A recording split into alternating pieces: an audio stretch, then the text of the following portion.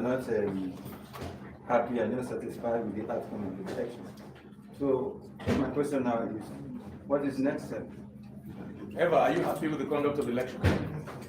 As a journalist and everything you witnessed, were you happy with the outcome of the elections, with the way they conduct the process? Please answer me. The question is, are you going to come? No, the question to me is, as a journalist and as a citizen, with the level of disenfranchisement that took place, with the level of insecurity, with the conflict situation that you saw, with the vote buying that you recorded with your cameras, Eva, tell me, please, what is your own position? Are you happy with what happened as a citizen? Are you happy with what happened? You're not. No, you don't want to answer because you want to be politically correct. No, not and that exactly is part of the problem. Answer the question. As a citizen, can you tell me and your colleagues that the elections were free, they were fair, and that the process respected the will of the people? Please, yes or no? Yes, there's option of the court. So the law states that if I have made a statement to you, and I said I will exhaust every opportunity to hold, right, the Independent National Electoral Commission and all their accomplices accountable for the conduct of these elections and the outcomes. I said that very clearly. So your question is mute. Yes. Next, please. Okay.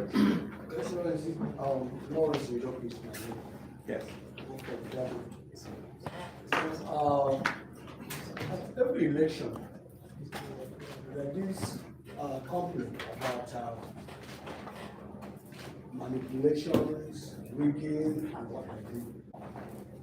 And I know that over time, Nweke has tried to do a few things, at least to get us free from this.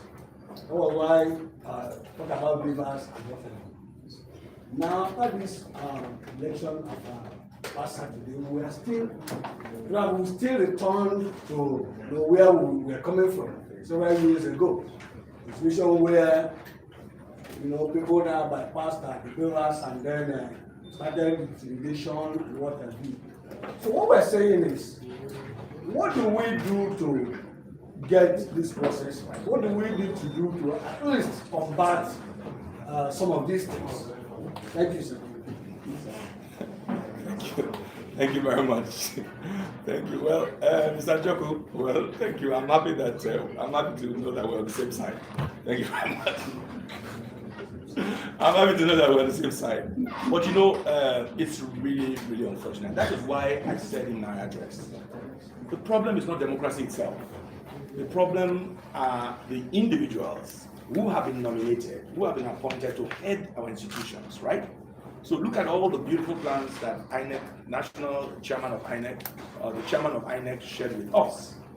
And yet look at how he failed the nation. Look at how all of that experience just literally destroyed Nigeria's reputation and broke the hearts of our people.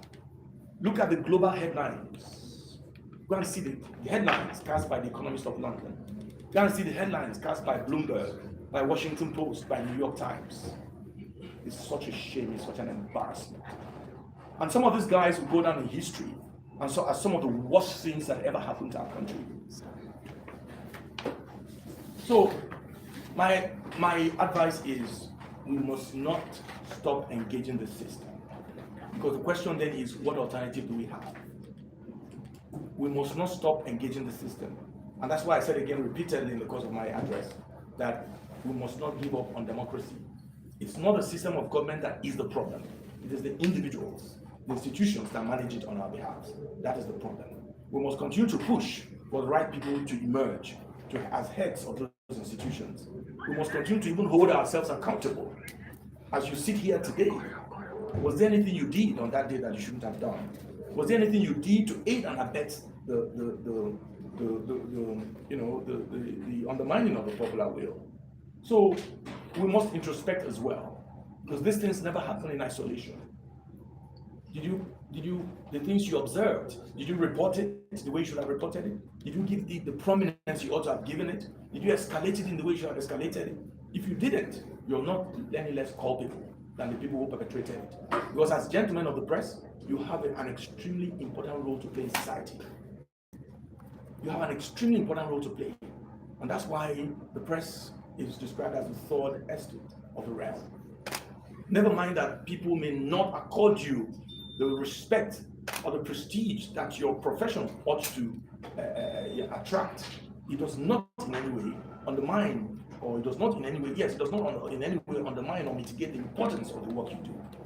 And so, these are just my thoughts, Mr. Njoko. These are the ways that's the way I feel I can respond to this. Yes, sir. Yes, sir.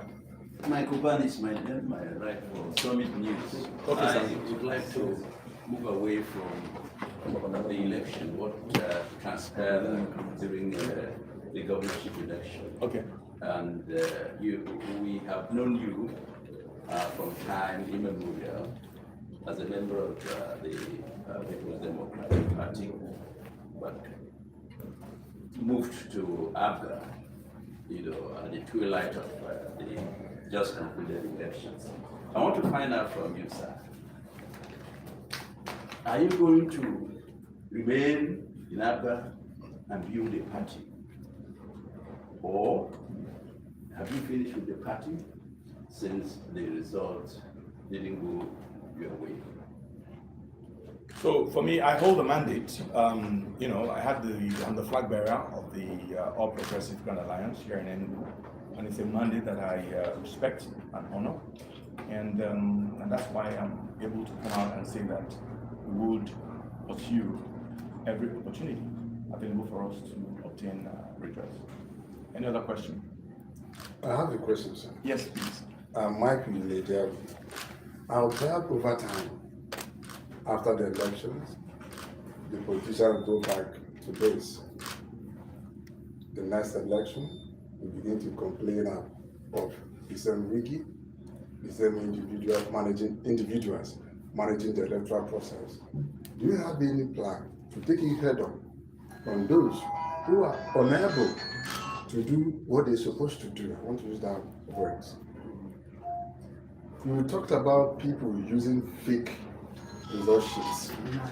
Do you have any plan? Not just INEC as an institution now, but individuals who's supposed to use the original result sheet, but they are now using fake result sheets. Do you have such plan or think in that direction? Such a plan to do what? I'm not so sure. To take any one of them to court? I don't know why. I think I addressed this issue here. I think I responded to it. I'm saying that there were institutions that enabled this, right? These infringements, these malpractices, were enabled by the institution. That, for instance, if I have a result sheet, where did I get it from? Am I supposed to have a result sheet? Is my agent supposed to have a result sheet? Is a local government chairman supposed to have a result sheet? Clearly not. Clearly not. So our duty is to challenge the process and therefore the outcome. Right? That's my duty, and I thought I said that clearly in my address. Yes. All right, that's all. Yes. That will be all from us. No, wait. There's no worry. Is there any other question? No. So we're done. Okay. All right. So, thank you so much to each and every one of you. I appreciate it. Thank you. Thank you, gentlemen of the press. You guys are done. Thank you. Thank you. Keep Eva. Eva. I should come and hold the camera and interview properly. Eva. I should come and hold the camera and interview. Say learning from you. You're still learning from